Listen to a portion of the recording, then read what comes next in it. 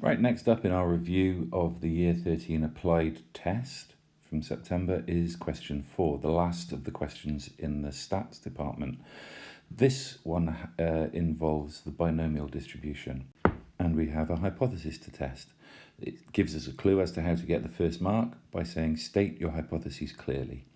So reviewing the question, we believe the probability is 0.25. That would be our null hypothesis. So we would write down that H0 is the probability is equal to 0.25. However, Brad believes this is an underestimate.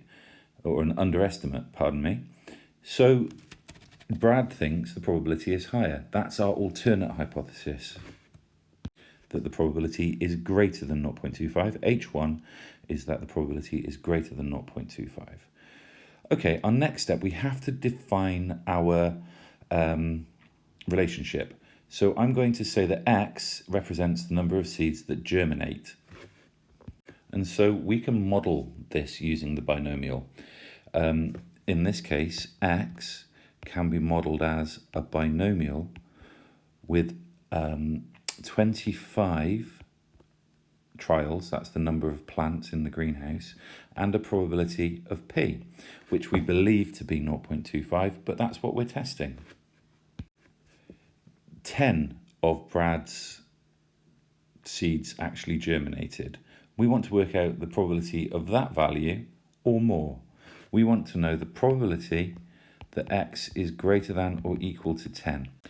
Okay, but we can't do that directly on the calculator, so we're going to use 1 minus the probability that X is less than or equal to 9, which gives us, and use the calculator to find that value, 1 minus 0.9287, and so that means the probability that X is greater than or equal to 10 is equal to 0.0713.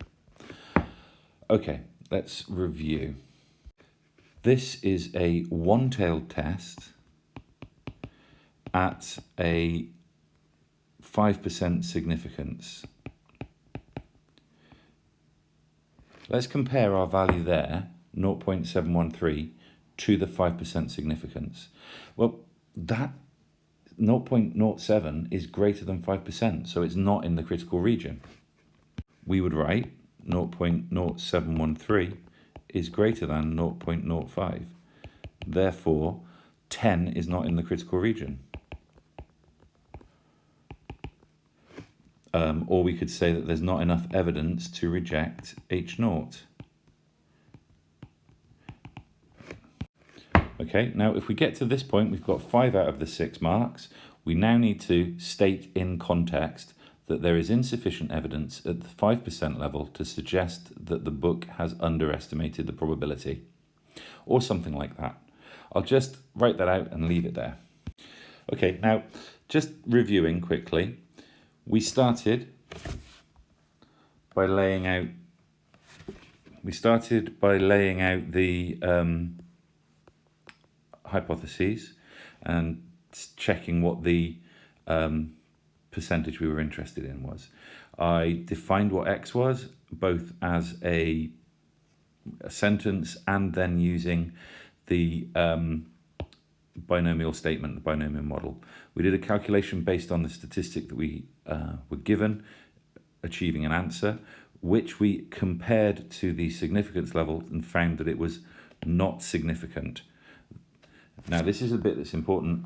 You must remember both to state that it's not significant and then say what that means in the context of the question. Okay.